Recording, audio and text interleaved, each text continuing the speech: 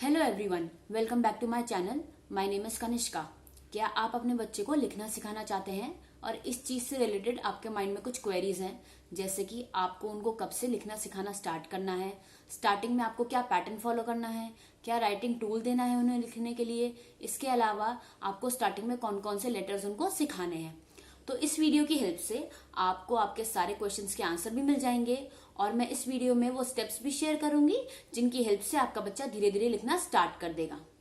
इसमें सबसे पहला पॉइंट ये है कि आपको आपके बच्चे की हैंड और फिंगर मसल्स को स्ट्रेंथन करना है, उसका आई और हैंड कोऑर्डिनेशन इंप्रूव करना है और आप ये फाइन मोटर एक्टिविटीज की हेल्प से कर सकते हैं।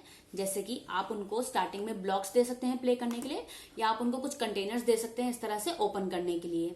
इससे उनके हैंड और फिंगर की मसल स्ट्रेंथन होती हैं और उनका जो आई और हैंड कोऑर्डिनेशन है वो भी इंप्रूव होता है। इस टॉपिक पे मैंने एक डिटेल वीडियो भी बनाया हुआ है जिसका लिंक मैं आपके साथ नीचे डिस्क्रिप्शन बॉक्स में शेयर कर दूंगी, तो आप उस लिंक को रेफर कर सकते हैं और अपने बच्चे की फाइन मोटर स्किल्स पे वर्क कर सकते हैं। सो पेरेंट्स, अगर आपके बच्चे की हैंड और फिंगर मसल्स पूरी तरह स्ट्रेंथन हो चुकी हैं, उनका आई और हैंड कोऑर्डिनेशन भी इंप्रूव हो गया है, तो अब आपको बच्चे को डायरेक्ट पेंसिल या फिर कोई राइटिंग सरफेस नहीं देना है लिखने के लिए। सबसे पहले आपको बच्चे को ये प्री राइटिंग स्ट्रोक सिखाने हैं और सबसे पहला जो स्ट्रोक है वो है स्टैंडिंग लाइन का। उसके बाद आपको धीरे धीरे बच्चे को स्लीपिंग लाइन लिखना सिखाना है। उसके बाद आपको इस तरह से स्लांटिंग लाइंस लिखना सिखाना है। नेक्स्ट लाइन में आप एक प्लस का साइन देखेंगे, उसके बाद एक क्रॉस देखेंगे। नेक्स्ट लाइन में कर्व्स देखेंगे, टू टाइप्स के, left curve and right curve, और एक फुल सर्कल। और सबसे लास्ट में आपको शेप्स देखेंगे जैसे कि ट्राइंगल है और स्क्वायर है। तो इन राइटिंग स्ट्रोक्स की हेल्प से बच्चे की ड्राइंग स्किल्स भी इंप्रूव होती हैं और बच्चा सारे लेटर्स इजीली लिखना सीख जाता है। सबसे पहले आपको क्या करना है, इसके लिए आपको बच्चे को कुछ ऑब्जेक्ट्स देने हैं। सबसे पहले बच्चे को एक आइसक्रीम स्टिक देनी है।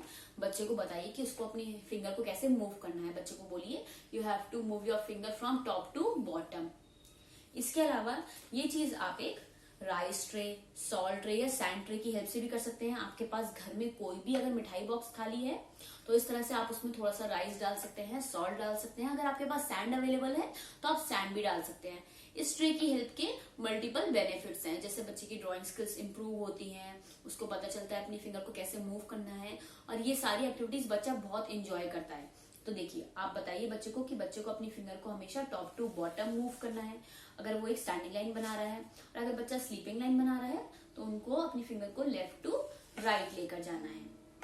इसके अलावा आप क्या कर सकते हैं, आप बच्चे को कुछ ब्लॉक्स दे सकते हैं। बच्चे को बताइए कि वो एक स्टैंडिंग लाइन कैसे बना सकते हैं। इससे बच्चे का आई और हैंड कोऑर्डिनेशन भी इंप्रूव होता है और वो इन एक्टिविटीज को बहुत इंजॉय करते हैं। तो देखिए इस तरह से। और आप धीरे धीरे बच्चे को ये भी बता सकते हैं कि उनको इन ब्लॉक्स को कैसे प्लेस करना है। अगर उन्होंने इस ब्लॉक को ऐसे प्लेस करा है तो ये एक स्टैंडिंग लाइन है, अगर ऐसे प्लेस करा हुआ है तो ये एक स्लीपिंग लाइन है, अगर बच्चे ने इसको ऐसे होल्ड कर रखा है तो एक ये स्लांटिंग लाइन है।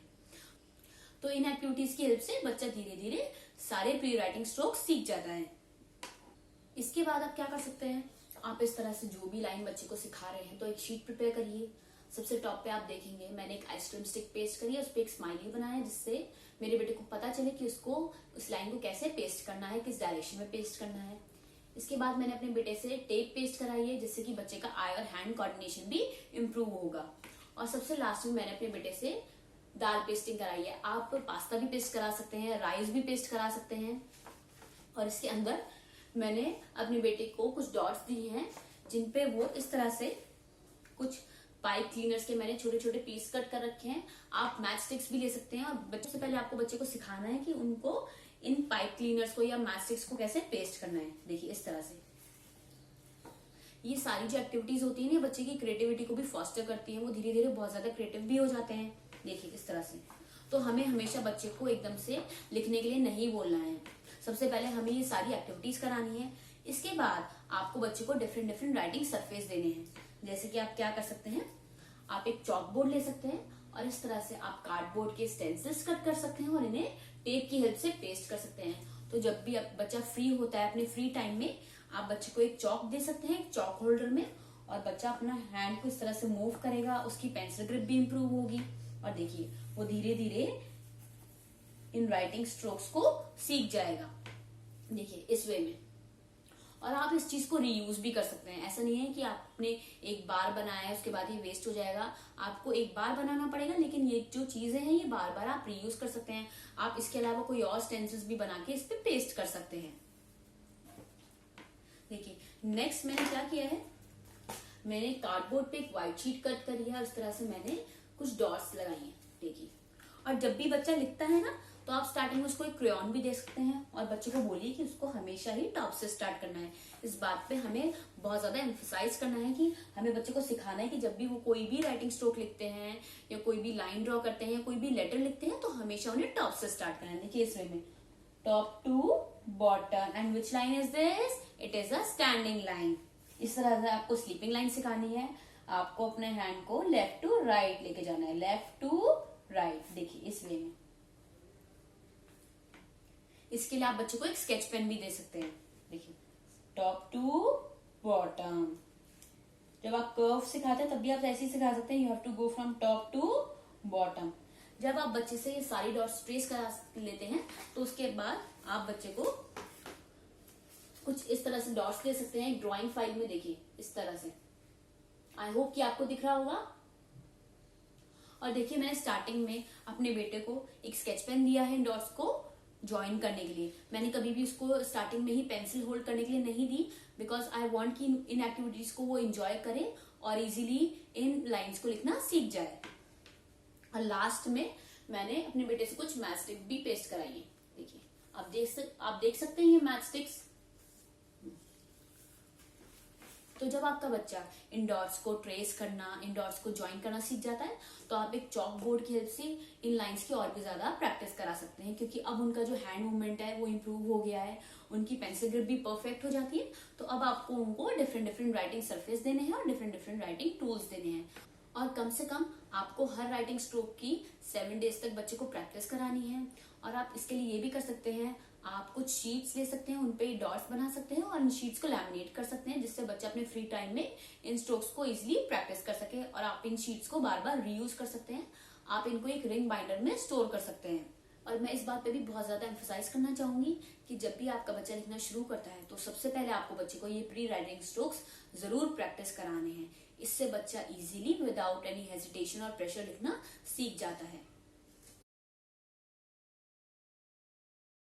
तो अगर आपका बच्चा प्री राइटिंग स्ट्रोक्स लिखना सीख गया है, जैसे standing line, sleeping line, slanting line, तो आप उसको धीरे धीरे लेटर्स लिखना भी सिखा सकते हैं।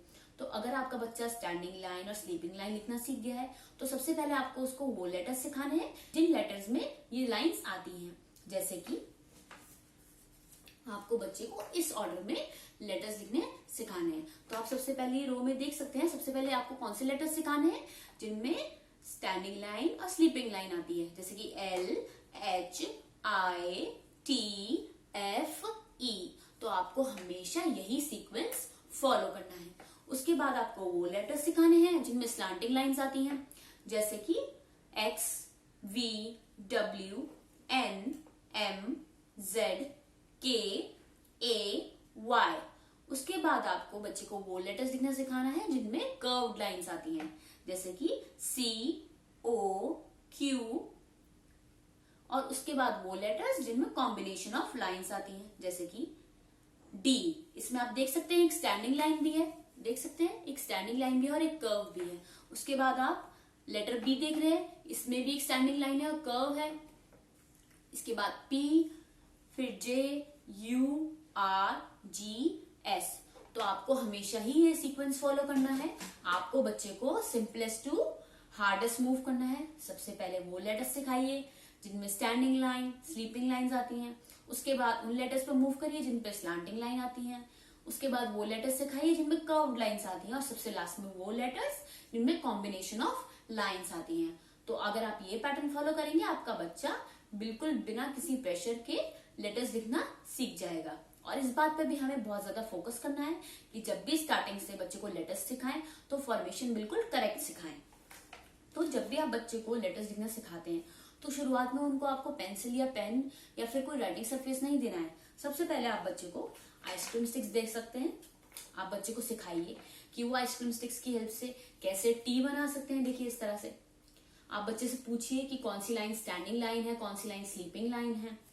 आप बच्चे को वी बनाना सिखा सकते हैं। देखिए, आप बच्चे को एल बनाना सिखा सकते हैं। इसके अलावा आप ब्लॉक्स यूज कर सकते हैं। आप बच्चे को ये ब्लॉक्स देके बोल सकते हैं कि बच्चा एक आपको सी बना के दिखाए, बच्चा आपको टी बना के दिखाए। देखिए, तो इन सारी एक्टिविटीज को बच्चा बहुत एंजॉय करता है। अगर आप सोच रहे हैं कि हम आइसक्रीम स्टिक से बच्चे को कर्व कैसे सिखाएंगे, तो इसके लिए आपको एक पाइप क्लीनर यूज करना है। तो देखिए, इस तरह से पाइप क्लीनर बहुत इजीली मार्केट में मिल जाता है और आप इसको अपनी मन मर्जी की शेप में मोल्ड कर सकते हैं। देखिए, इस तरह से, ये देखिए, ये देखिए। तो आप इससे बच्चे को एक सी बनाना सिखा सकते हैं। इस तरह से बच्चे को आप एक पी बनाना सिखा सकते हैं। देखिए, आई होप कि आपको विजिबल होगा ये।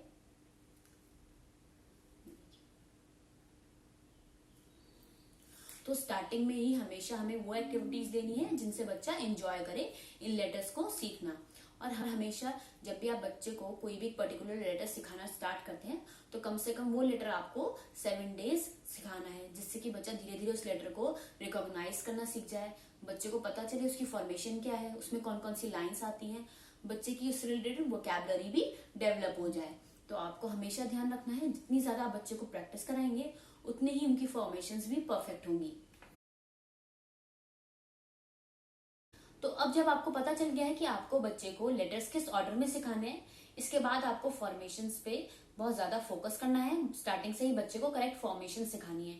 इसके लिए आप एक सॉल्ट ट्रे या राइस ट्रे भी यूज कर सकते हैं। आप बच्चे को बोल सकते हैं उसको अपनी फिंगर को टॉप पे रखना है और उसके बाद उसको उसे बॉटम तक लेके जाना है। फिर से उसको अपनी फिंगर टॉप पर लेकर आनी है और उसको बॉटम तक लेके जानी है और उसके बाद उसको अपनी फिंगर को स्लांटिंग लाइन के सेंटर में रखना है और दूसरी स्लांटिंग लाइन के सेंटर को एक स्लीपिंग लाइन की हेल्प से टच करना है। इस तरह से देखिए। और जब आप ये सारी चीजें बच्चे को करके दिखाते हैं तो बच्चा आपको इमिटेट करता है, कॉपी करता है और वो धीरे धीरे सारे लेटर्स करेक्टली फॉर्म करना लिखना सीख जाता है। ये जो चीज है ये आप इन फॉर्म लेटर की हेल्प से भी बच्चे को सिखा सकते हैं। आप देख सकते हैं इन लेटर्स पे कुछ डॉट्स हैं, तो आप बच्चे को दिखाइए कि उसको अपनी फिंगर को कैसे मूव करना है। इस तरह, keep your finger at the top, touch the bottom, then again go at the top, touch the bottom, then come at the middle of the slanting line and make a sleeping line and it will touch the other slanting line. इस way में बच्चा आपको copy करके धीरे धीरे सारे letters सीख जाएगा। इसके अलावा आप क्या कर सकते हैं, आप इस तरह से एक व्हाइट बोर्ड पे या एक चॉक बोर्ड पे लेटर्स लिख सकते हैं। ये देखिए, इस तरह से।